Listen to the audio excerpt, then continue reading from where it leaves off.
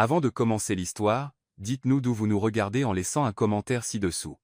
Si vous appréciez cette vidéo, n'oubliez pas de liker et de vous abonner. Passez une merveilleuse journée. Profitez de l'histoire, tout le monde. Chapitre 1. La pauvre fille dans le vieux costume.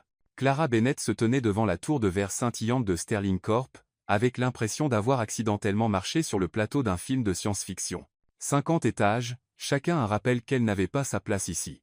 Le costume d'occasion qu'elle avait acheté dans une boutique de charité était un peu serré aux épaules, et ses ballerines usées grinçaient à chaque pas. Mais Clara n'avait pas de temps pour les doutes sur elle-même. Aujourd'hui était son premier jour en tant que stagiaire dans la plus grande firme financière de la ville, et elle avait un seul objectif, apprendre, survivre, et ne rien faire de stupide. Elle poussa les lourdes portes de verre et entra dans le hall au sol de marbre. Le souffle glacé de la climatisation la fit frissonner.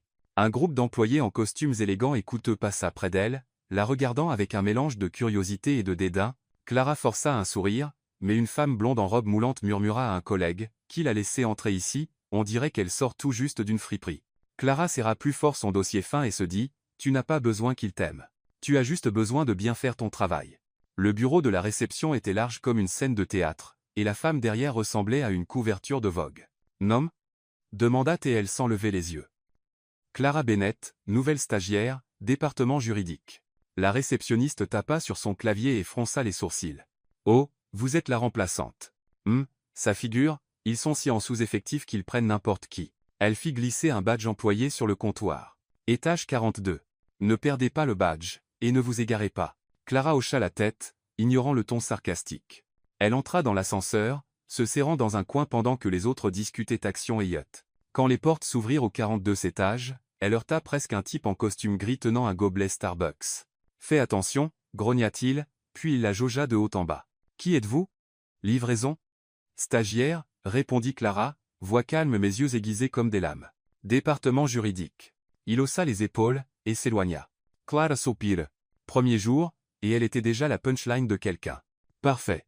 Le bureau juridique de Sterling Corp ressemblait à un labyrinthe de verre et d'acier rempli de postes de travail ouverts et de salles de conférences élégantes. Clara fut conduite dans un petit coin où son bureau était une petite table coincée à côté d'une photocopieuse bourdonnante. Sa supérieure directe, Madame Evelyn Foster, était une femme d'âge mûr sévère avec des lunettes à monture d'or. Mademoiselle Bennett, dit-elle sans détourner les yeux de son écran, je n'ai pas de temps pour vous former. Votre travail consiste à lire des documents, prendre des notes et faire ce qu'on vous dit. Compris ? Compris, madame, répondit Clara, essayant de cacher son excitation. En tant que récente diplômée en droit, elle rêvait de travailler dans un endroit comme Sterling Corp, où des accords de milliards de dollars étaient signés et les avocats aiguisés comme des rasoirs. Elle ne s'attendait pas à être traitée comme une reine, juste à apprendre. Sa première tâche était d'organiser une pile imposante de documents relatifs à la plus grande fusion de l'année. Sterling Corp rachetait une entreprise technologique pour 3 milliards de dollars. Elle lut attentivement chaque page, notant des clauses complexes qu'elle avait étudiées à l'école. C'était un travail sec, mais Clara l'adorait. Chaque clause était un puzzle, et elle était douée pour résoudre les puzzles. À l'heure du déjeuner, alors qu'elle mâchait son sandwich maison dans la salle de pause, un collègue nommé Liam, le type Starbucks d'avant, s'assit en face d'elle. Et, fille d'occasion, ricana-t-il. Tu sais même ce que tu fais ? Ce contrat n'est pas une blague. Une erreur, et toute l'équipe est dans la merde. Clara arrêta de mâcher, le regarda droit dans les yeux. Merci pour le conseil, Liam. Mais si tu t'inquiètes des erreurs, vérifie peu, être ton propre rapport. Tu as faux sur les chiffres à la page 47. Liam se tut, le visage rouge. Clara sourit et reprit une bouchée de son sandwich. Un zero. Cet après-midi-là, un événement inattendu changea tout. Un avocat senior de l'équipe d'analyse des contrats prit soudain un congé d'urgence pour raison familiale, laissant un grand vide juste avant une réunion cruciale avec le conseil d'administration. Après une conversation tendue avec les RH, Madame Evelyn pointa Clara du doigt. Mademoiselle Bennett, vous rejoignez l'équipe d'analyse. Votre travail est de lire le contrat et de signaler tout problème. Ne me décevez pas. Clara se fit rire. Mais madame, je suis juste une stagiaire. Et vous êtes la seule disponible, coupa Evelyn. Vous n'avez pas gagné des compétitions de débat à la fac de droit ? Alors utilisez ce cerveau. Clara vala sa salive, le cœur battant. Elle ne savait pas si c'était une chance ou un piège, mais il n'y avait pas de temps pour réfléchir. Elle attrapa la pile de papier et plongea dedans comme une machine, droit de propriété intellectuelle, termes de paiement, clause pénale. Sa tête tournait, mais elle ne manqua rien. Puis, quelque chose est suspecte. Une petite clause enterrée à la page 132 la fit s'arrêter. Elle était vague, glissante, comme un piège prêt à se refermer. Mais elle n'en était pas sûre. Pas collé. À 18 heures, Clara était toujours à son bureau, les yeux brûlants. Elle griffonna une note courte sur la clause, planifiant de la montrer à Madame Evelyn le lendemain matin. Mais au fond d'elle, elle sentait un instinct étrange, comme si cette clause n'était pas juste une erreur. C'était une bombe à retardement. Elle se leva, s'étira, et regarda par la fenêtre. La ville brillait sous les lumières de la nuit. Clara esquissa un sourire sec. « Jour 1, et on m'a déjà jeté dans le feu », murmura-t-elle. Bienvenue à Sterling Corp, Clara Bennett. Chapitre 2. Excusez-moi, mais cette clause est un piège. Clara Bennett entra dans la salle de conférence au 50e étage de Sterling Corp, avec l'impression de marcher vers la guillotine. Elle serrait son dossier contre elle, essayant d'ignorer le grincement de ses ballerines usées sur le sol de bois luisant. La pièce était grandiose comme une salle de bal, avec une longue table polie, des chaises en cuir premium, et des fenêtres du sol au plafond encadrant l'horizon de la ville. Mais l'atmosphère était plus froide que la clim. Une douzaine d'exécutifs en costume de créateurs étaient assis bien droits, les yeux fixés sur un grand écran rempli de chiffres et de graphiques. À la tête de la table siégeait Mason Sterling, PDG de Sterling Corp, aux yeux aiguisés comme des rasoirs. Evelyn conduisit Clara à l'intérieur et pointa la dernière chaise au bout de la table, à côté d'une cafetière tiède. « Restez assise, prenez des notes, et ne parlez que si on vous parle », murmura-t-elle, voix tendue comme un fil. Clara hocha la tête, mais son estomac était toujours noué à cause de la clause à la page 132. Elle l'avait relue 3 fois avant la réunion, et à chaque fois l'inquiétude grandissait. La réunion commença par une présentation de Victor Klein, chef du juridique. Il parla de la fusion de 3 milliards de dollars avec Apex Innovation, ton confiant comme un vendeur de yachts. « Ce contrat est un chef-d'œuvre », déclara Klein, gesticulant vers l'écran. Chaque clause a été passée au peigne fin. Apex sera à nous, et leur propriété intellectuelle sera la pierre angulaire du portefeuille de Sterling Corp. Les directeurs hochèrent la tête avec approbation, certains applaudissant même légèrement. Clara baissa la tête et tourna rapidement à la page 132 du contrat imprimé. Clause 17. 4b, rédigé en jargon juridique emmêlé, stipulait qu'Apex conserverait des droits d'utilisation exclusifs temporaires sur certaines de leurs brevets principaux pendant 5 ans après la fusion, mais une petite phrase en bas lui envoya un frisson dans le dos. Ces droits pouvaient être prolongés indéfiniment si Apex remplissait certaines conditions techniques, jamais clairement définies. Pour Clara, ce n'était pas une faute de frappe. C'était un piège. Elle jeta un coup d'œil à Evelyn, espérant une permission pour parler, mais Evelyn était occupée à prendre des notes. Clara se mordit la lèvre. « Je suis juste une stagiaire. Si je dis une bêtise, je suis finie. » Puis elle se rappela les mots de sa mère. La vérité n'attend pas le courage. Clara, elle prit une profonde inspiration et serra son stylo plus fort. « Excusez-moi. » dit Clara à voix haute, voix claire mais légèrement tremblante. La pièce devint morte silencieuse. Klein s'arrêta au milieu d'une phrase, se tournant comme si elle avait interrompu une symphonie. « Je pense qu'il y a un problème dans la clause 17. » Phobie. Tous les yeux se tournèrent vers Clara. Sa gorge était sèche, mais elle continua. « Cette clause permet à Apex de conserver des droits exclusifs sur les brevets principaux indéfiniment, basés sur des conditions vagues. Si nous signons cela, Sterling Corp risque de perdre l'actif le plus précieux de cet accord, notre propriété intellectuelle. » Elle fit une pause, puis dit fermement. « Excusez-moi, mais cette clause est un piège. » Silence. Un directeur s'éclaircit la gorge. La mâchoire de Klein tomba, son visage rouge comme une tomate. Clara jeta un coup d'œil à Mason Sterling, et son cœur s'arrêta. Il la fixait, sans ciller, expression froide comme la glace. Pas de sourire, pas de froncement de sourcils, juste un mur de granit dans un costume Armani. « Une stagiaire, hein ?» finit par dire Klein, suintant le sarcasme. « Vous pensez être plus intelligente que toute l'équipe juridique qui a bossé là, dessus pendant 3 mois ?» Clara avala sa salive mais ne flancha pas. « Je ne dis pas que l'équipe juridique n'est pas compétente. Je dis que cette clause a une faille. Si Apex l'exploite, nous pourrions perdre des centaines de millions. » Asses. Aboya Klein. Vous n'avez pas d'autorité pour parler ici. Evelyn, comment gérez-vous votre stagiaire? Le visage d'Evelyn pâlit. Elle se tourna vers Clara. Bennett. Dehors maintenant. Clara se leva, jambes tremblantes. Elle ramassa ses documents, gardant la tête haute, bien que le poids du monde pèse sur ses épaules.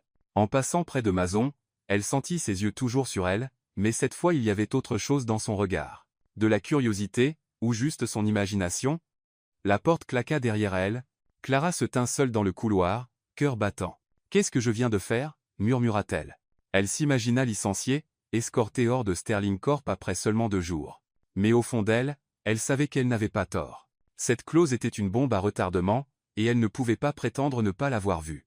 Dans la salle du conseil, la tension crépitait encore dans l'air. Clean reprit sa présentation, mais sa voix avait perdu son assurance. Quelques directeurs échangèrent des murmures, jetant occasionnellement un coup d'œil à la chaise vide de Clara. Masson resta silencieux, ses doigts tapotant légèrement sur la table. Enfin, il parla, voix basse et glaciale. Clean, expliquez la clause Dicept. 4b. Tout de suite. Clean bégaya, feuilletant les pages. Monsieur, c'est juste un détail technique. Rien d'inquiétant. Rien d'inquiétant? Coupa Masson, voix tranchante comme une lame. Une stagiaire vient de prétendre que nous pourrions perdre des droits de propriété intellectuelle. A-t-elle tort, ou votre équipe juridique a-t-elle manqué quelque chose? La pièce se figea à nouveau. Clean essuya la sueur de son front, affolé. Je vais le vérifier, monsieur. Masson ne dit rien. Il se leva, boutonna sa veste, et quitta la pièce sans un mot de plus. Mais dans son esprit, il ne pouvait s'empêcher de rejouer le moment. La fille dans le costume démodé, assez audacieuse pour interrompre une salle pleine de costards, Clara Bennett, pensa-t-il.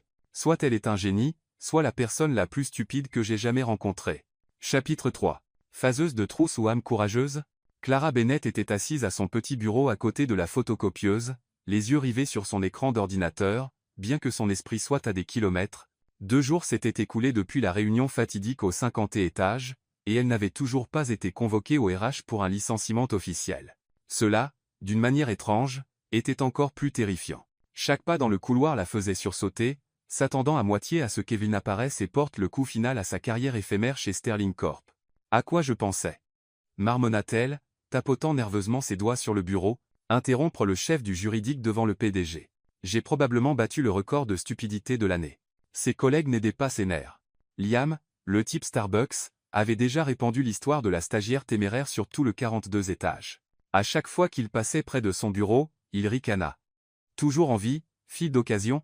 Je parie que ton badge est révoqué d'ici vendredi. Clara lui offrit seulement un sourire fatigué, mais à l'intérieur elle comptait les heures. Elle avait besoin de ce travail, pas seulement pour payer le loyer, mais pour les médicaments de sa mère contre l'arthrite chronique. Pendant ce temps, au 50e étage, Masson Sterling était assis dans un bureau grandiose comme un penthouse, parcourant le rapport devant lui, mais il ne lisait pas vraiment, son esprit était occupé par un nom, Clara Bennett, la fille dans le costume usé qui s'était levée dans une salle pleine d'exécutifs et avait qualifié la clause Dicept. 4b de piège. Arrogante, insubordonnée, ou juste dans le vrai? Masson n'aimait pas les surprises. Il avait bâti Sterling Corp d'une start-up en empire financier en contrôlant tout, chiffres, accords, personnes.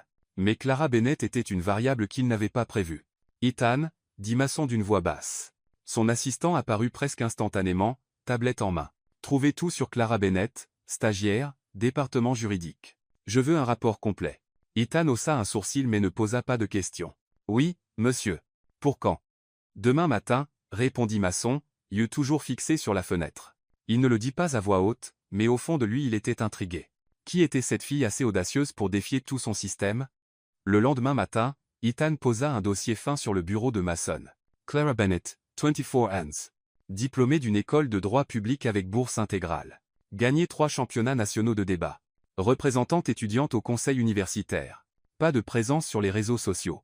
Pas de scandales. Bénévole dans un centre éducatif pour enfants défavorisés. Il fit une pause, voix adoucie. Elle s'occupe de sa mère malade, arthrite chronique. Elles vivent dans un appartement locatif dans les bidonvilles. Masson feuilleta le dossier, s'arrêtant sur une photo de Clara à une compétition de débat, debout sur scène, yeux aiguisés, pointant avec conviction comme si elle essayait de convaincre le monde entier. Il sentit un sursaut d'énergie le traverser. Ce n'était pas sa beauté, bien que ses yeux marrons brillants et son sourire défiant soient durs à ignorer. C'était sa présence, ce rare sens des principes dans un monde plein d'agendas. Autre chose? Demanda Masson, voix calme, mes yeux plus aiguisés. Ethan s'éclaircit la gorge. Elle a refusé une offre d'un grand cabinet d'avocats parce qu'il représentait une entreprise accusée de fraude. Elle a dit, Ethan jeta un coup d'œil au document, et je cite, « Je ne travaillerai pas pour des menteurs ». C'était dans une interview du journal de l'école. Maçonnerie, un son inhabituellement chaleureux qui fit cligner des yeux Ethan. Elle a vraiment dit ça? Oui, monsieur, répondit Ethan, essayant de ne pas sourire. Masson ferma le dossier et s'adossa à sa chaise. Clara Bennett n'était pas juste intelligente. Elle avait de l'intégrité, quelque chose qu'il n'avait pas vu depuis des années, enterrée sous des accords de milliards et des poignées de main calculées. Il se rappela ses yeux dans cette salle du conseil, inflexible, même quand toute la pièce se retournait contre elle. Elle est une faiseuse de trous, pensa-t-il, ou la seule assez courageuse pour dire la vérité? Chapitre 4. L'interrogatoire. Personnel du PDG. Clara Bennett se tenait devant la porte de bois luisante du bureau de Mason Sterling, son cœur battant comme s'il voulait s'échapper de sa poitrine. Elle s'était mentalement préparée à tous les scénarios possibles, être licenciée, être réprimandée, ou pire, être poursuivie pour arrogance sans pareil. Son costume d'occasion était toujours serré aux épaules, et elle se demanda si elle devait s'excuser d'entrer ou juste accepter silencieusement son sort. Mais quand elle frappa et entendit sa voix froide et autoritaire, en 13, elle sut qu'il n'y avait pas de retour en arrière. Le bureau de Mason était de la taille d'un petit terrain de football, avec des fenêtres du sol au plafond surplombant la ville scintillante. Il était assis derrière un massif bureau de bois, costume noir parfaitement taillé, yeux aiguisés comme des lames. Devant lui se trouvait une tasse de café noir et un dossier que Clara reconnut instantanément, son dossier de fond. Génial, pensa-t-elle. Il m'a enquêté. Ce n'est pas une conversation. C'est une sentence. Asseyez-vous, ordonna Mason, pointant la chaise en cuir en face de lui. Clara s'assit, gardant le dos droit, même si elle voulait se recroqueviller. Elle jeta un coup d'œil autour, pas d'assistant, pas de représentant RH, juste elle et le PDG le plus puissant de la ville. Mademoiselle Bennett, commença Mason, voix calme et lourde, comme une tempête qui approche, est-ce que vous avez l'habitude d'interrompre les chefs du juridique pendant des réunions clés, ou était-ce juste un hobby spontané? Clara avala sa salive, mais son regard ne vacilla pas. Monsieur, je n'ai pas interrompu pour m'amuser. Je l'ai fait parce que la clause 17. 4b pour écouter à Sterling Corp sa propriété intellectuelle. J'ai supposé que vous préfériez la vérité à une salle pleine de têtes qui hochent. Mason haussa un sourcil, un geste subtil qui lui donna l'impression d'avoir fait un faux pas sur un échiquier. La vérité? Répéta-t-il, voix teintée de sarcasme. Vous, une stagiaire avec moins de 3 jours d'expérience, croyez savoir plus qu'une équipe juridique qui a bossé là, dessus pendant 3 mois? Clara serra les poings sous la table mais sourit poliment, légèrement défiant. Monsieur, je ne dis pas que l'équipe juridique est incompétente. Je dis qu'ils ont manqué un piège. Et si je l'ai vu et que je suis restée silencieuse, je ne méritais pas d'être dans cette pièce. Mason inclina la tête, quelque chose scintillant dans son regard, curiosité ou agacement. Vous êtes très confiante, dit-il. Ou très folle. Vous réalisez que ridiculiser M. Klein devant le conseil a des conséquences, je pourrais vous licencier tout de suite. Alors pourquoi ne l'avez-vous pas fait? Lâcha Clara et regretta instantanément. Mon Dieu, Clara, tu viens de le dire à voix haute. Silence. Mason la fixa, sans ciller, comme s'il analysait un contrat défectueux. Puis, soudain, il rit, un son bas et court qui stupéfia Clara. Elle n'avait jamais imaginé que Mason Sterling pouvait rire. Pendant un moment, il parut presque humain. Vous avez du cran, Bennett, dit-il, le sourire disparaissant aussi vite qu'il était apparu, mais le cran ne vous sauvera pas si vous avez tort. Expliquez la clause 17. 4b. Si vous ne me convenez pas, vous serez dehors avant midi. Clara prit une profonde inspiration, la vieille sensation de se tenir sur une scène de débat, l'envahissant. Elle ouvrit son dossier et tourna à la page 132. Cette clause accorde à Apex des droits exclusifs sur les brevets principaux pour 5 ans, mais il y a une ligne qui permet une extension indéfinie basée sur des conditions techniques non définies. Si Apex l'exploite, il pourrait garder les brevets pour toujours. Sterling Corp perdrait l'actif le plus précieux de la fusion. Mason jeta un coup d'œil à la page, mais ses yeux ne quittèrent jamais son visage. Vous en êtes sûr? C'est une accusation sérieuse. Absolument, répondit Clara, voix ferme. Je l'ai revu 4 fois. Si vous voulez, je peux rédiger une analyse détaillée, mais je parie que vous aviez déjà des doutes sur cette clause, n'est-ce pas? Le corps de Mason se raidit, son expression s'assombrit. Impliquez-vous que j'ai sciemment ignoré un piège? Clara tressaillit. Trop loin. Non, monsieur. Je voulais juste dire que vous êtes aiguisé. Si je l'ai vu, je crois que vous avez soupçonné quelque chose aussi. Mason tapota ses doigts sur le bureau, chaque tapotement comme un tambour de guerre. Vous êtes doué pour la flatterie, dit-il, voix ironique. Mais ne jouez pas à la psychologie avec moi, Bennett. Je ne suis pas votre adversaire de débat à la fac de droit. Clara Rogic mais ne recula pas. Je ne joue pas. Je ne veux juste pas que Sterling Corp se fasse avoir. Si ça me coûte mon travail, au moins j'ai essayé. Mason la fixa si longtemps qu'elle sentit le temps s'arrêter. Enfin, il se leva et marcha vers la fenêtre, dos à elle. Vous m'avez mis dans une position difficile, Bennett, dit-il doucement. Si je vous garde, le juridique se révoltera. Si je vous licencie, j'admets que vous aviez tort, et je ne suis pas sûr que ce soit le cas. Clara pressa ses lèvres, gardant la voix égale. Vous pouvez revoir la clause vous-même. Si j'ai tort, vous pourrez me licencier plus tard. Mason se tourna, regard aiguisé, mais teinté d'autre chose. Vous êtes un mal de tête, dit-il, mais son ton s'était adouci. D'accord, Vous avez 48 heures pour soumettre une analyse détaillée de cette clause. Si c'est convaincant, vous restez. Sinon, vous savez ce qui vous attend. Clara hocha la tête, cœur un peu plus léger. Merci, monsieur. Ne me remerciez pas, coupa Mason, se rasseyant. Et la prochaine fois que vous décidez de faire exploser une salle du conseil, portez au moins un costume qui vous va. Clara cligna des yeux, puis rit avant de pouvoir s'en empêcher. Je note, monsieur, mais les costumes d'occasion font le travail. Mason haussa un sourcil, et cette fois un soupçon de sourire tirailla ses lèvres, un éclat bref, mais suffisant pour laisser Clara stupéfaite. Dehors avant que je change d'avis. Clara quitta le bureau, légère sur ses pieds. Elle n'était pas licenciée. Pas un collé. Mais en retournant aux 42 étages, elle réalisa autre chose. Mason Sterling n'était pas juste terrifiant. Il était intéressant. Et bien qu'elle ne l'admette pas à voix haute, une partie d'elle attendait déjà leur prochaine bataille. Chapitre 5. L'alliée réticente. Clara Bennett était assise à son petit bureau à côté de la photocopieuse, les yeux brûlants après 2 nuits blanches passées à rédiger l'analyse de la clause 17. Phobie. Elle avait soumis le rapport à Mason Sterling pile à l'heure, imaginant mentalement une tasse de café pour adoucir le PDG notoirement froid. Mais ce matin, quand elle ouvrit son email, un message faillit lui faire renverser son eau. Madame Bennett, présentez-vous au bureau du PDG à 8h00. Ne soyez pas en retard. Qu'est-ce que c'est encore? Marmonna Clara, consultant sa montre, 7h45. Elle attrapa son dossier, ajusta son costume d'occasion, et sprinta vers l'ascenseur. Liam, le type Starbucks, passa avec un ricanement. Encore en route pour voir le grand patron? Tu adores vraiment creuser ta propre tombe. Clara lui lança un regard noir mais n'était pas sur elle-même, promotion ou catastrophe? Au 50e étage, le bureau de Mason Sterling était aussi froid et luxueux que la dernière fois. Il était assis derrière son bureau, costume gris impeccable, yeux scrutant l'analyse de Clara. Quand elle entra, il ne leva pas les yeux, se contentant de lui faire signe de s'asseoir. Clara avala sa salive, essayant d'ignorer la tension dans l'air. « Monsieur, commença-t-elle, si c'est à propos du rapport vous aviez raison, coupa Mason, voix basse et tranchante. Il fit glisser l'analyse sur le bureau. La clause 17. 4B est un piège. L'équipe juridique d'Apex l'a planté.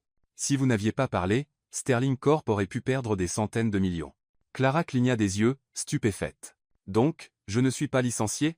Mason haussa un sourcil, un éclat indéchiffrable dans les yeux. Ne fêtez pas trop vite. Vous m'avez donné plus de mots de tête que d'aide. Avant que Clara puisse répondre, la porte s'ouvrit brutalement. Evelyn Foster entra, suivie de Victor Klein, chef du juridique, visage rougeau. M. Sterling, commença Klein, voix chevrotante, nous venons d'identifier un autre problème dans le contrat Apex. La clause de transfert technologique. Elle est vague. Si nous signons, nous pourrions être poursuivis. Mason tambourina des doigts sur le bureau, chaque tapotement un coup pour une carrière. Vague, répéta-t-il, voix comme de la glace. Klein, comment votre équipe rate 2 failles dans un seul contrat? Klein essuya la sueur de son front, affolé. Evelyn s'éclaircit la gorge et jeta un coup d'œil à Clara. Monsieur, Madame Bennett s'est avérée capable de repérer les problèmes. Peut-être pourrait-elle assister à la révision du reste du contrat.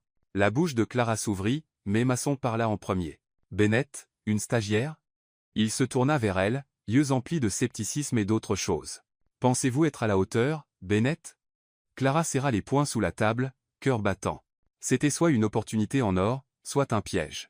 Monsieur, dit-elle fermement, je ne peux pas promettre la perfection, mais je peux promettre l'honnêteté. Si quelque chose cloche, je le trouverai. Mason la fixa, si longtemps qu'elle pensa qu'il dirait non. Puis il expira. D'accord. Vous et moi allons passer le contrat au peigne fin, mais si vous me faites perdre mon temps, Bennett, vous n'aimerez pas les conséquences. Clara hocha la tête, réprimant un sourire. Travailler avec Mason Sterling, elle ne savait pas si elle devait être excitée ou terrifiée. Cet après-midi-là, Clara s'assit en face de Mason dans une petite salle de conférence, entourée de piles épaisses de documents juridiques. La tension entre eux était palpable, brisée seulement par le bruit des pages tournées et les soupirs occasionnels de Mason. Clara se concentra sur la clause de transfert technologique, notant soigneusement. Elle repéra une phrase vague, transfert conditionnel, qu'Apex pourrait exploiter pour retarder la livraison de codes sources critiques. Regardez, dit Clara, faisant glisser le document sur la table. Cette phrase ne définit pas les conditions. Si Apex traîne, nous pourrions ne pas avoir les codes sources pendant des années. Mason parcourut la page, fronçant les sourcils. Vous en êtes sûr? Ça pourrait être une formulation standard. Clara sourit, polie mais ferme. Monsieur, en droit, il n'y a pas de standard. Chaque mot est une arme, et celui-ci est un revolver chargé. Mason la regarda, un éclat d'amusement dans les yeux. Vous êtes un sacré numéro, Bennett, dit-il, mais son ton s'était adouci. D'accord, rédigez une révision. Je veux cette formulation cristalline. Clara hocha la tête et plongea dans le travail. Ils restèrent tard, échangeant des idées à un rythme rapide. Clara fut surprise de découvrir que Mason n'était pas juste aiguisé. Il était étonnamment ouvert d'esprit, du moins pour les contrats. Il posait des questions incisives mais écoutait attentivement quand elle expliquait. Parfois, elle le surprit à la regarder plus longtemps que nécessaire, son regard plus froid mais scrutateur. Vous savez, dit Clara pendant une rare pause, vous feriez un avocat décent. Vous interrogez mieux que la plupart de mes profs. Mason haussa un sourcil, lèvres frémissantes. C'était un compliment ou une insulte, Bennett? Un peu des deux, répondit-elle, clignant de l'œil avant de pouvoir s'en empêcher. Elle rougit, mais Mason rit simplement, un son bas qui fit sauter son cœur. À 22 heures, ils finalisèrent la révision du contrat. Mason la relut et hocha la tête. Bien, dit-il. Vous ne parlez pas pour rien, Bennett. Vous avez un vrai talent. Clara sourit mais secoua la tête. Ce n'est pas une question de talent, monsieur. Je ne veux juste pas que quiconque se fasse piéger. Ni Sterling Corp, ni personne. Mason la regarda aussi. L'honnêteté, dit-il doucement. C'est plus rare que le talent par ici. Clara ne répondit pas, mais une chaleur fleurit dans sa poitrine. En rangeant ses affaires, Mason demanda soudain. Avez-vous déjà envisagé de travailler ici à long terme? Clara se figea, se tournant. Monsieur, j'essaie juste de survivre à la semaine. Mason rit, pour la 3e fois de la journée, un record personnel. Vous survivrez, Bennett, mais ne devenez pas arrogante. Nous avons plein d'autres contrats à revoir. Clara sortit de la pièce, tête tournante. Elle n'avait pas juste gardé son travail. Elle avait fait rire Mason Sterling. Mais en entrant dans l'ascenseur, une réalisation plus alarmante la frappa. Sa voix, son regard, sa présence commençaient à s'insinuer sous sa peau. N'y va pas, Clara, se prévint-elle. C'est le PDG, et toi la fille d'occasion. De retour dans la salle de conférence, Mason fixait les documents, mais son esprit n'était pas sur le contrat. Il pensait à Clara, son sourire défiant, son honnêteté inflexible. Pour la première fois depuis des années, son cœur remua, non pas à cause d'un accord de milliards, mais à cause d'une fille dans un costume usé. Chapitre 6. L'ex revient et les vieux blessures se rouvrent. 2 mois chez Sterling Corp avaient transformé Clara Bennett d'une stagiaire nerveuse en membre essentiel du 42 étage. Elle n'avait pas juste survécu à ses rencontres avec Mason Sterling. Elle avait fait rire le PDG fameux pour sa froideur, surtout quand elle le taquinait sur la façon dont il lisait les contrats comme des lettres d'amour. Leurs échanges vifs et spirituels pendant les révisions tardives faisaient battre le cœur de Clara plus qu'elle ne voulait l'admettre. Elle se répétait que ce n'était rien, une pauvre fille en costume d'occasion n'avait pas à rêver de Mason Sterling. Mais son regard, de plus en plus chaleureux chaque jour, rendait impossible de ne pas espérer. Des murmures commencèrent à circuler au bureau. Liam, le type Starbuck, répandit des rumeurs que la fille d'occasion séduisait le patron. Clara les ignora du mieux qu'elle put, mais chaque fois que Mason apparaissait au 42 étage pour vérifier des documents, les regards s'intensifiaient. Ce matin-là, Evelyn appela Clara dans son bureau. « Vous êtes tenu d'assister au gala de l'entreprise ce soir avec l'équipe juridique, dit-elle, ton sec. Sterling a requis votre présence. » Clara fut stupéfaite. Les galas d'entreprise étaient faits de robes et de champagne, pas son univers. Mais elle hocha la tête, emprunta une robe bleu marine profonde à sa colocataire, et fit quelques retouches soignées. À l'hôtel Grand, Clara entra dans la salle de bal illuminée de lustre, éblouie par l'opulence. Mason, parfait en smoking noir, discutait avec des actionnaires. Quand il la vit, ses yeux s'illuminèrent. « Vous êtes impressionnante, Bennett, dit-il, un léger sourire tirant sur ses lèvres. Clara rougit, impressionnante comme toujours employée, ou j'aurais dû garder mon vieux costume? Mason rit, voix basse et riche. Impressionnante comme j'aimerais vous demander une danse. Avant que Clara puisse répondre, une voix féminine tranchante coupa. Mason, tu as toujours eu le don des mots, hein? Une femme en robe rouge moulante, boucle blonde parfaitement coiffée, s'avança avec une assurance qui pouvait commander n'importe quelle pièce. Elle était stupéfiante, comme sortie tout droit d'un magazine. Mason se raidit, son sourire vanishing. Serena, dit-il, voix soudain froide. Qu'est-ce que tu fais ici? Serena Caldwell, avocate réussie et ex de Mason, sourit comme une reine revenant sur son trône. Je suis la nouvelle conseillère sur l'accord Apex, et naturellement, je voulais te revoir. Son regard glissa sur Clara. Et vous êtes? Clara Bennett, stagiaire juridique, répondit Clara, calme et serrant son sac à main un peu trop fort. Stagiaire? Ricana, Serena. Comme c'est mignon. N'oublie pas ta place, chérie. Mason fronça les sourcils, sur le point de parler, mais Serena passa son bras sous le sien et l'entraîna.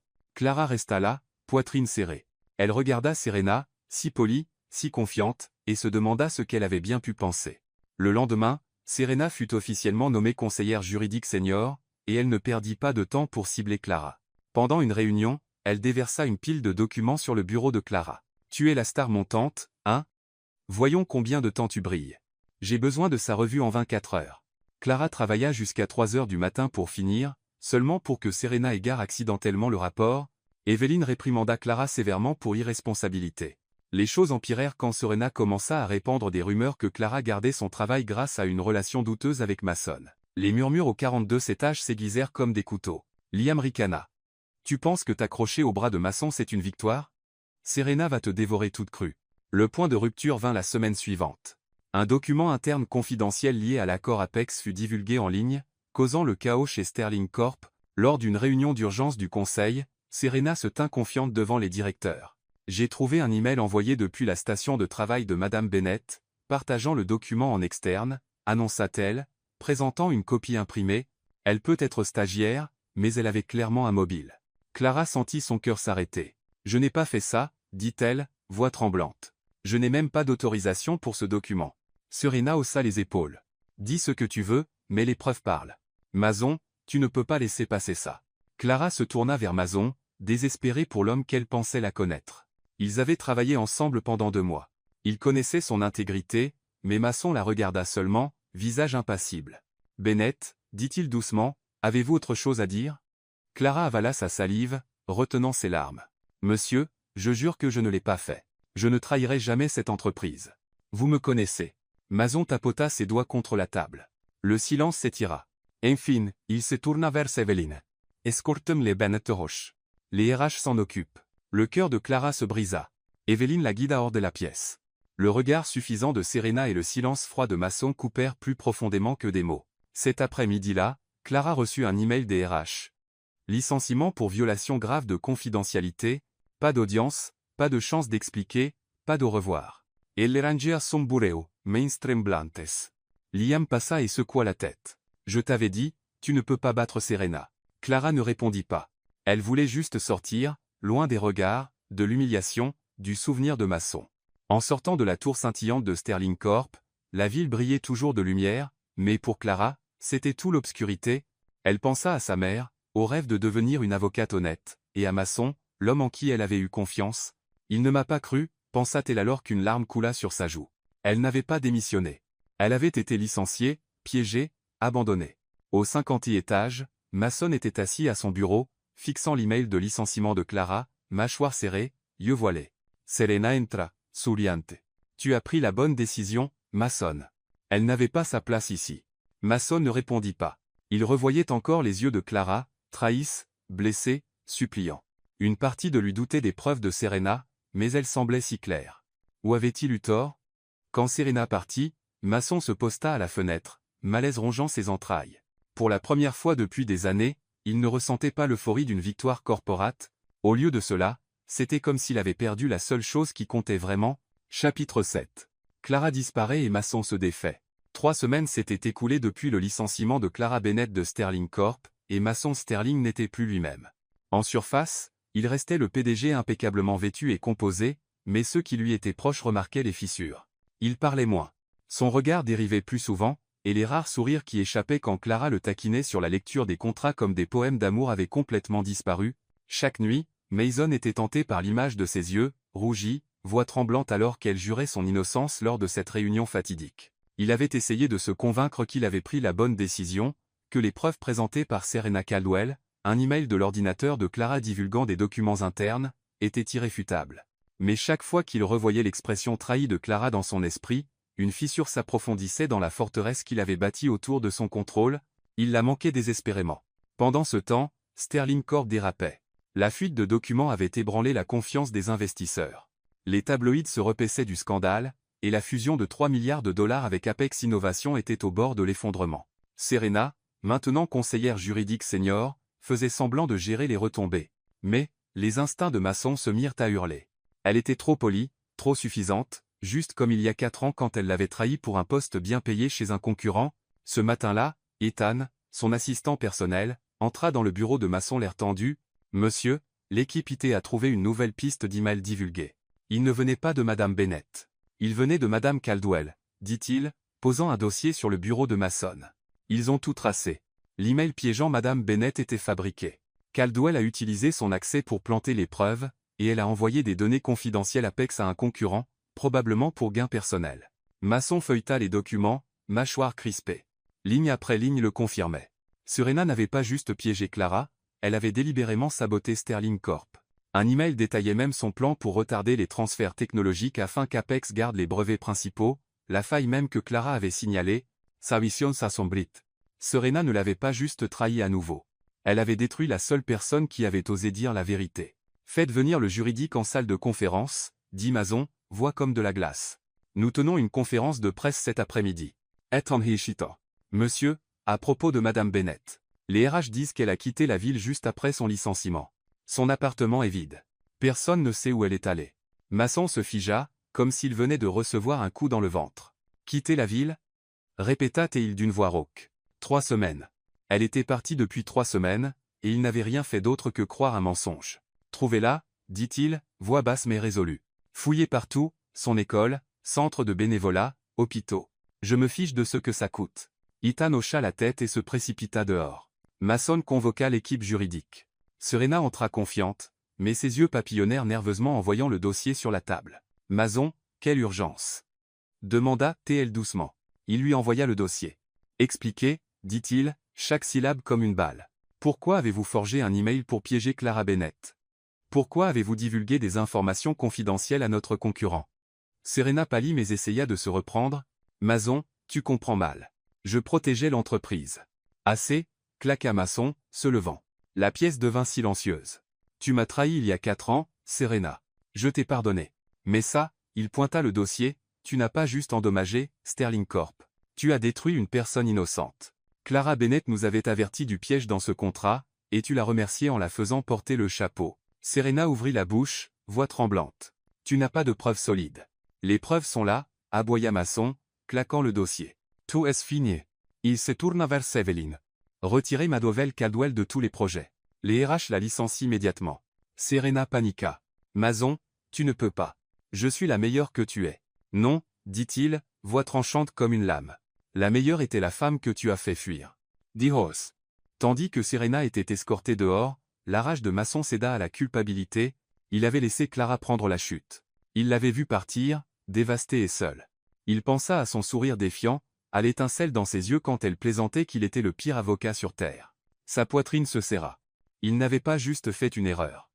Il avait échoué la seule personne qui le poussait à être meilleur. Cet après-midi-là, la salle de presse de Sterling Corp était bondée de reporters et d'appareils photo clignotants. Mason se tint au podium, yeux flamboyants. Sterling Corp se retire officiellement de la fusion avec Apex Innovation, annonça T.Hill. Nous avons découvert des actes de fraude, tant de notre partenaire que de quelqu'un dans nos propres rangs. Nous poursuivrons en justice et réformerons les procédures internes pour assurer la justice. Un reporter leva la main. Sterling, qui a divulgué les documents? Mason serra le micro. Une conseillère senior a piégé Clara Bennett, une employée qui essayait de nous avertir. Elle a été traitée injustement, et moi, il fit une pause, voix tendue, je n'ai pas cru en elle, et pour cela, je m'excuse. Des halètements et murmures riplèrent dans la pièce. Mason Sterling s'excusant, c'était inédit. C'est la personne la plus honnête avec qui j'ai jamais travaillé, ajouta T.Hill. Et Sterling Corp lui doit tout. De retour dans son bureau, Mason ne pensait qu'à Clara. Ethan entra, secouant la tête. Monsieur, nous avons vérifié son ancien appartement. Les voisins disent qu'elle et sa mère ont déménagé il y a 2 semaines. Pas d'adresse de réexpédition. Le centre de bénévolat ne l'a pas vue. Mason serra les poings, impuissant pour la première fois de sa vie. 3 semaines qu'elle était partie, et il n'avait rien fait pour l'arrêter. Continuez à chercher, ordonna-t-il. Essayez son école, les hôpitaux, partout où elle a mentionné. Ethan Heishito. Monsieur, et si elle ne veut pas être trouvée? Mason se tourna, yeux brûlants. Alors je la trouverai quand même. Je lui dois la vérité et plus encore. Cette nuit-là, Mason s'assit seul, fixant les lumières de la ville. Il se rappela le moment où Clara avait interrompu la réunion du conseil, voix claire et inébranlable. Cette clause est un piège, elle avait eu raison sur le contrat, sur Serena, et sur lui, un homme piégé par le pouvoir et le doute. Il avait perdu le contrôle, non pas de son entreprise, mais de la seule chose qui comptait vraiment. Clara. Dans une petite ville à des heures de là, Clara s'assit dans une chambre de motel faiblement éclairée, la lampe clignotante projetant des ombres sur son visage las. À côté d'elle, sa mère dormait paisiblement, ignorant l'angoisse silencieuse de sa fille. Clara fixait le plafond, larmes glissant silencieusement sur ses joues. Elle pensa à Mason, ses rares sourires, la chaleur dans ses yeux. Il ne m'a pas cru, pensa-t-elle. Elle avait voulu expliquer, se battre, mais il n'y avait eu aucune chance. Il a choisi de ne pas me faire confiance, pensa-t-elle. Et maintenant elle ne pouvait pas revenir. Pas même si elle le voulait. Chapitre 8. Cherchez-la. Où personne n'y a pensé. Pendant 3 semaines après son licenciement de Sterling Corp, Clara Bennett vécut avec un feu tranquille qui couvait dans sa poitrine. En tant que jeune avocate, elle avait passé des années à forger une carrière ancrée dans l'intégrité. Elle avait autrefois refusé une offre lucrative d'un grand cabinet parce qu'il représentait une entreprise accusée de fraude environnementale. Et pourtant, chez Sterling Corp, elle avait été marquée comme voleuse, traîtresse, non seulement licenciée, mais diffamée. Chaque nuit, elle s'allongeait sur un matelas étroit dans une pièce exiguë d'une petite ville loin de la grande ville, écoutant la respiration régulière de sa mère à côté d'elle, et se demandait « Pourquoi la vérité est-elle si fragile ?» Le sourire contrefait de Serena Caldwell et ses preuves forgées l'avaient réduite à une vilaine. Mais pire que les fausses accusations était la trahison de Mason Sterling, l'homme en qui elle avait autrefois eu confiance, l'homme qui avait autrefois fait battre son cœur. Il s'était détourné, yeux froids, jugement final. La douleur n'était pas juste de perdre un travail. C'était d'être abandonnée par le système même qu'elle avait juré de défendre. Pourtant, Clara ne se brisa pas. Elle trouva du réconfort en enseignant aux enfants dans un centre communautaire local, offrant son cœur là où elle pouvait et se disant « Si je ne peux plus être avocate, je resterai honnête. Je resterai moi ». Pendant ce temps, Mason Sterling était devenu un homme hanté. Il était habitué au contrôle, accord, fusion, pouvoir. Mais Clara, la fille d'occasion aux yeux de feu et à la vérité sur la langue, avait brisé toutes les règles de son monde méticuleusement ordonné, et il l'avait brisée. Il avait cru Serena.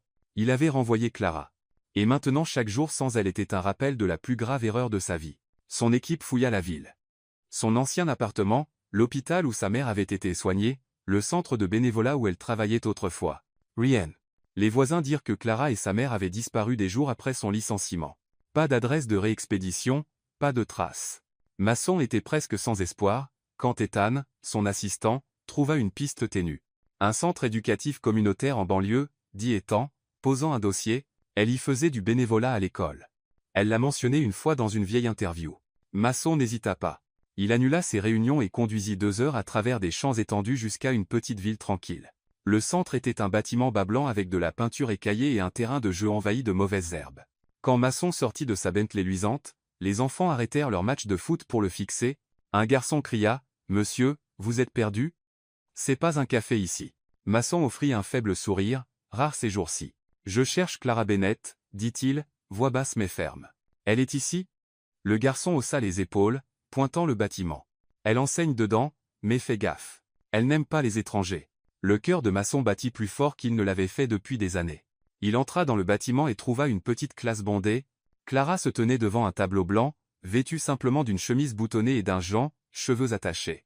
Elle expliquait un problème de maths, voix chaude et patiente. « Si vous divisez 12 pommes équitablement entre 4 personnes, dit-elle avec un sourire, combien chaque personne en obtient-elle » Une petite fille leva la main, et le sourire de Clara s'élargit. Cela arrêta Mason net. Elle était toujours Clara, brillante, compatissante, mais il y avait maintenant une tristesse tranquille dans ses yeux, et il y avait mise. Puis elle leva les yeux, et leurs regards se verrouillèrent. Clara se fija. Le morceau de craie glissa de ses doigts et heurta le sol. Les enfants se tournèrent, curieux. « Manevzé Clara, c'est qui ça ?» demanda un garçon. La voix de Clara était tendue. « Faites vos fiches. Je reviens tout de suite. » Elle sortit, Mason la suivant dans le couloir, bras croisés, yeux d'acier. « Yel lui fit face. M. Sterling, qu'est-ce que vous faites ici ?»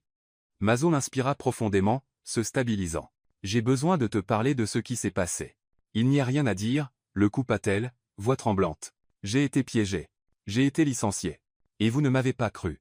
J'ai recommencé à zéro. Laissez-moi tranquille. » Mason serra les poings, douleur l'envahissant. « Clara, j'avais torch. Serena a fabriqué les preuves. Elle a divulgué les documents et t'a accusé. Je l'ai licenciée. Annulé l'accord Apex. J'ai tenu une conférence de presse. J'ai dit la vérité au monde. Je me suis excusé. » Clara cligna des yeux, larmes montant, mais elle tourna la tête. « Vous vous êtes excusé dans la presse. Bravo. Mais ça n'efface pas 3 semaines de honte. Ça n'efface pas la façon dont vous m'avez regardé comme si j'étais une menteuse. Masson s'approcha, voix basse et brute. Je sais que je t'ai laissé souffrir. J'ai perdu quelqu'un d'irremplaçable. Quand tu es parti, l'entreprise a perdu son meilleur esprit. Et moi, il croisa son regard, j'ai perdu mon cœur. Le souffle de Clara se bloqua. Les larmes coulèrent sur ses joues avant qu'elle puisse les arrêter. Elle voulait le haïr. Elle voulait le repousser. Mais ces mots brisèrent quelque chose en elle. Tu n'as pas le droit de dire ça, murmura-t-elle. Tu es Mason Sterling. Je suis juste la fille d'occasion. Nous n'appartenons pas au même monde. Masson secoua la tête, expression dépouillée de toute prétention. Tu as tort. Tu es la seule personne qui m'ait jamais fait me sentir réel. Tu m'as fait rire. Tu m'as fait remettre en question tout ce que je croyais savoir. Je ne veux pas d'un monde sans toi. Clare suyas larmes mais recule. Je ne peux pas revenir, Masson. Pas après tout ça. J'ai besoin de temps. Masson hocha la tête, bien que cela le déchire presque. J'attendrai aussi longtemps qu'il faudra. Mais laisse-moi réparer ce que j'ai cassé. Sterling Corp a besoin de toi. J'ai besoin de toi. Clara ne répondit pas. Elle se tourna et rentra dans la classe. Les enfants levèrent les yeux, et une fille demanda, « Mademoiselle Clara, c'est ton petit ami ?» Clara rit doucement, bien que sa poitrine soit lourde. « Non, ma chérie, juste quelqu'un que je connaissais. » Masson retourna à sa voiture mais ne partit pas tout de suite. Il fixa le bâtiment délabré, regardant la silhouette de Clara dedans, enseignant, souriant malgré tout. Il l'avait trouvée, mais il ne l'avait pas reconquise. Passencore. En tournant la clé de contact, un feu se ralluma dans sa poitrine. Il n'abandonnait pas. Clara Bennett n'était pas juste la meilleure personne avec qui il avait travaillé. Elle était la seule chose dans son monde qu'il ne pouvait plus se permettre de perdre. Chapitre 9. Un nouveau contrat, sans clause cachée. Une semaine s'était écoulée depuis la rencontre larmoyante au centre éducatif communautaire, et Clara Bennett n'arrivait toujours pas à effacer les mots de Mason Sterling de son esprit. Quand tu es parti, l'entreprise a perdu son meilleur. Et j'ai perdu mon cœur. Elle essaya de rester concentrée, enseignant aux enfants, s'occupant de sa mère dans la petite chambre de motel qui était devenue leur maison temporaire. Mais chaque nuit, la douleur de ces 3 semaines revenait la griffer. Elle avait été piégée, licenciée sans chance de se défendre. Et pire que l'injustice elle-même était d'être jugée par Masson, quelqu'un qu'elle admirait autrefois, en qui elle avait confiance. En tant qu'avocate, Clara avait toujours cru que tout le monde méritait une défense juste. Mais chez Sterling Corp, on lui avait refusé même une audience. Serena Caldwell avait fabriqué des preuves, et Masson avait choisi de les croire. Ce n'était pas juste sa carrière qui avait été détruite. C'était sa foi dans le système qu'elle avait juré de protéger. Ce matin-là, une voiture noire élégante s'arrêta devant le centre communautaire, attirant les murmures des enfants jouant dehors. Clara effaçait le tableau quand elle entendit le remue-ménage. Elle les sortit, corbattante. Et il était là, Masson, en costume gris ajusté, debout au soleil parmi un essaim d'enfants curieux, et, Mademoiselle Clara, cria un garçon, le type du café est de retour. Qu'est-ce qu'il veut maintenant? Clara croisa les bras, voix ferme. Sterling, je vous ai dit que j'ai besoin de temps. Masson offrit un faible sourire sincère. Je sais. Je ne suis pas là pour te presser. Je suis là pour offrir une chance de réparer les choses. Il lui tendit un dossier fin. Sur la couverture, contrat d'emploi, Clara Bennett, conseillère juridique senior. Clara cligna des yeux, stupéfaite. Conseillère senior? Vous êtes sérieux? J'étais une stagiaire, licenciée sans un mot de défense. La mâchoire de Masson se crispa, yeux assombris. J'avais tort de laisser ça arriver, Clara. Serena a fabriqué les preuves, et je ne t'ai pas donné de chance de parler. Je veux réparer ça avec ceci. Il désigna le dossier. C'est le contrat le plus honnête que j'ai jamais rédigé. Pas de faille, pas de piège, et je veux que tu le révises comme tu as toujours corrigé mes erreurs. Clara ouvrit le dossier, main tremblante. Le contrat offrait un salaire 10 fois supérieur à celui de son stage, couverture médicale complète pour sa mère, et une clause qui lui serra la gorge. Tout employé accusé de faute est en droit d'une audience juste avant toute mesure disciplinaire. Elle regarda Mason, yeux vacillants. Cette clause, c'était votre idée? La tienne, dit-il doucement. Tu m'as dit un jour qu'un avocat ne protège pas juste les contrats, il protège la vérité. Je veux que Sterling Corp reflète ça, et j'ai besoin de toi pour t'en assurer. Clara pressa ses lèvres, sa colère et son chagrin bouillonnant à la surface. Tu ne comprends pas, Masson. J'ai passé ma vie à me battre pour ce qui est juste. J'ai refusé un grand cabinet parce qu'ils ont étouffé une affaire de fraude environnementale. Et pourtant, chez Sterling Corp, j'ai été étiquetée voleuse, licenciée sans un mot. Penses-tu vraiment qu'un contrat efface cette humiliation? Masson s'approcha, voix basse et urgente. Non, je ne le pense pas, mais je sais que j'ai perdu la personne la plus importante de ma vie parce que je n'ai pas écouté. Tu m'as appris que la vérité compte plus que le pouvoir. Si tu ne reviens pas, Sterling Corp perdra son meilleur esprit. Et moi? Il croisa son regard. Je perdrai la seule raison que j'ai jamais eue de sourire. Clara ne put s'en empêcher. Elle rit à travers les larmes qui menaçaient ses yeux. Tu sais vraiment négocier. Alors, vas-tu réviser le contrat? Demanda Masson, yeux pétillants. Je le relirai, dit Clara, voix douce mais ferme. Mais je ne promets rien. 3 jours plus tard. Clara franchit les portes de Sterling Corp, portant un costume simple taillé, plus d'occasion, mais pas clinquant non plus, juste elle. Elle avait révisé le contrat, ajoutant plus de clauses sur le due processus et la transparence interne. Quand elle entra au 42 étage, le bureau devint silencieux. Puis quelques collègues applaudirent. Liam, l'ancien cynique Starbucks, marmonna. La fille d'occasion est maintenant le grand patron. Ye perdoman pare. Clara sauritu mais continua a marcher. Son vrai test l'attendait au 50e étage. Cet après-midi-là, Masson tint une conférence de presse dans le hall de Sterling Corp, bondé de reporters et d'appareils photo clignotants. Il monta sur scène, confiant mais chaleureux. Sterling Corp a appris une dure leçon sur l'honnêteté, commença-t-il. Et aujourd'hui, je suis fier de réintroduire Clara Bennett, notre nouvelle conseillère juridique senior, la femme qui a sauvé cette entreprise du désastre et m'a enseigné la valeur de la vérité. Les applaudissements éclatèrent. Clara se tint à côté de lui, essayant de garder sa composure tandis que son cœur battait, mais Masson n'avait pas fini. Il se tourna vers elle, regard verrouillé, et parla directement dans le micro. Clara, tu n'es pas juste la personne la plus brillante que j'ai jamais rencontrée. Tu es celle qui me pousse à être meilleur. Je sais que je ne te mérite pas, mais je veux demander quelque chose. Il sortit un papier plié. En haut. Contrat d'amour éternel. Il lut à voix haute, voix riche et inébranlable. Clause 1. Moi, Mason Sterling, promets d'aimer, respecter et faire confiance à Clara Bennett pour la vie. Clause 2. Pas de piège, pas de tromperie, seulement la vérité. Clara, signeras-tu? La pièce explosa en halètements et clics d'appareil photo. Clara resta figée, larmes au bord des yeux. Tu es fou, murmura-t-elle, voix tremblante. C'est une conférence de presse, pas une comédie romantique. Et alors? Sourit Mason, s'approchant. Je t'ai perdu une fois. Je ne risque pas ça à nouveau. Clara essuya ses larmes et sourit. Tu es vraiment le pire avocat du monde. Elle prit le papier, le parcourut, puis croisa ses yeux. Je signerai à une condition. Tu dois sourire plus. Masson rit, un son qui remplit toute la salle, et l'attira dans ses bras. Marché conclu. Les reporters explosèrent, mais pour Clara et Mason, le monde se réduisit à eux deux. Plus tard, ils s'assirent dans le bureau de Masson, le contrat d'amour manuscrit sur son bureau. Clara secoua la tête. Tu as fait ta demande devant le monde entier. Tu n'as pas peur que les actionnaires se révoltent? Qu'ils le fassent, dit Masson, tenant sa main. La seule chose qui me fait peur, c'est de te perdre à nouveau. Clara serra sa main, chaleur se répandant dans sa poitrine. Elle était revenue chez Sterling Corp, non pas juste pour travailler, mais pour commencer quelque chose de nouveau, un avenir sans piège, seulement vérité et amour. Chapitre 10. L'amour n'a pas besoin de clause. 6 mois après la conférence de presse qui avait secoué la ville, Clara Bennett et Masson Sterling n'étaient plus la stagiaire d'occasion et le PDG glacial. Ils étaient un couple, une paire étrangement assortie, comme le disait Liam du 42 étages, encore sous le choc du pari qu'il avait perdu sur eux. Maintenant conseillère juridique senior chez Sterling Corp, Clara maintenait son habitude de passer au peigne fin chaque contrat avec l'intégrité de quelqu'un qui croyait encore que le droit pouvait servir la vérité. Mason, tout en dirigeant son empire financier, avait appris quelque chose de bien plus difficile que gérer des milliards, comment sourire, et plus important, comment lâcher prise sur le contrôle. Leur vie ensemble était étonnamment simple. Pas de gala scintillant ou dîner au champagne. La plupart des soirées étaient passées à faire une pizza maison dans le petit appartement de Clara, où sa mère, maintenant plus en forme grâce à la couverture médicale de Sterling Corp, aimait taquiner Masson. Tu dois rire plus fort, Masson, clignait-elle de l'œil. Clara aime les hommes drôles. Et l'homme autrefois intimidant qui terrifiait les salles du conseil répondait timidement, j'y travaille, Madame Bennett. Clara gloussait, lui lançait un morceau de pâte, et disait, efforce-toi plus, pire avocat du monde.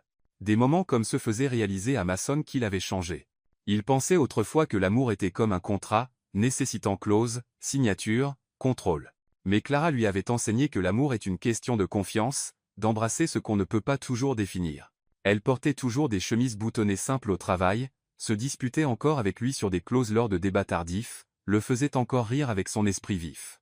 Si tu signes ça sans lire, plaisanta-t-elle une fois, je commencerai à t'appeler Liam II. Il rit jusqu'à ce que ses côtes lui fassent mal. Pendant ce temps, Clara continuait sa révolution tranquille chez Sterling Corp. Elle dirigeait une équipe chargée de réviser tous les contrats, s'assurant qu'il n'y ait plus de pièges comme la clause 17. 4b, celle qui avait failli la ruiner. Elle poussa des réformes internes, surtout pour assurer le dû processus aux employés, des changements enracinés dans sa propre douleur d'avoir été faussement accusée. Les gens la respectaient maintenant, non pas parce qu'elle était la petite amie du patron, mais parce qu'elle défendait la vérité. Même Liam admit à contre-cœur. Elle est authentique. Mais le cœur de Clara ne quitta jamais complètement le centre communautaire. Elle manquait aux enfants, manquait d'aider ceux qui n'avaient même pas de voix. Un soir, elle traîna Masson dans la cuisine et claqua une serviette couverte de gribouillis. Aide juridique gratuite pour étudiants défavorisés. Ils ont besoin que quelqu'un croie en eux, dit-elle, yeux brillants. Et je veux qu'on le fasse. Masson haussa un sourcil. Tu veux que moi, un PDG, travaille gratis? Clara ricana. La stagiaire disruptive a sauvé ton entreprise, souviens-toi. Dis oui, ou je rédige un contrat. Il rit et l'enlaça. Marché conclu. Par un matin de week-end ensoleillé, ils se tinrent côte à côte dans une petite salle de l'ancienne école de droit de Clara. Des dizaines d'étudiants à faible revenu remplissaient la pièce, affamés de connaissances et de conseils juridiques. Clara, en chemise blanche nette et jean, expliquait les contrats de travail à un groupe de freshmen. Ne signez jamais quelque chose que vous ne comprenez pas, dit-elle clairement, chaque clause pourrait être un piège. À côté d'elle, Masson, habillé simplement en t-shirt doux, aidait maladroitement un étudiant à rédiger une lettre d'appel pour bourse. Vous êtes, Jean, un vrai avocat? Demanda l'étudiant. Vous ressemblez plus à un PDG. De l'autre côté de la pièce, Clara éclata de rire. C'est le pire avocat du monde, cria-t-elle, clignant de l'œil. Mais il essaie. Masson secoua la tête, mais un sourire tirailla ses lèvres. Il regarda Clara se déplacer parmi les étudiants, répondant aux questions avec patience, sincérité et but. Elle n'avait pas besoin de titre ou de salle du conseil. Sa force venait de son courage et de son engagement inébranlable envers la vérité. Quand la session se termina, ils s'assirent sur des chaises en plastique, épuisés mais rayonnants. Un étudiant avait laissé un mot gribouillé sur la table. « Merci, mademoiselle Clara Emal. Mason. Vous m'avez donné de l'espoir. » Clara le lut, yeux luisants. « C'est ça, c'est pourquoi je suis devenue avocate, murmura-t-elle. Masson prit sa main, voix basse. « Et c'est pourquoi je t'aime. Tu n'as pas juste sauvé mon entreprise, Clara. Tu m'as sauvée. » Clara inclina la tête et taquina. « T'es sauvée? J'ai juste dit, cette clause est un piège. Tu as fait le reste. » Masson rit, l'attirant près de lui. « Ma faiseuse de trous préférée. » Ils restèrent là tandis que la lumière dorée de l'après-midi filtrait par la fenêtre, encadrant un moment tranquille, imparfait et réel. Clara n'avait pas besoin que Masson soit un PDG, et Masson n'avait pas besoin que Clara soit quelqu'un d'autre qu'elle-même, une femme assez courageuse pour affronter la vérité et assez audacieuse pour aimer sans condition. Leur vie n'avait pas de piège, seulement des rires, seulement la vérité, et un amour bâti non sur des clauses, mais sur un choix.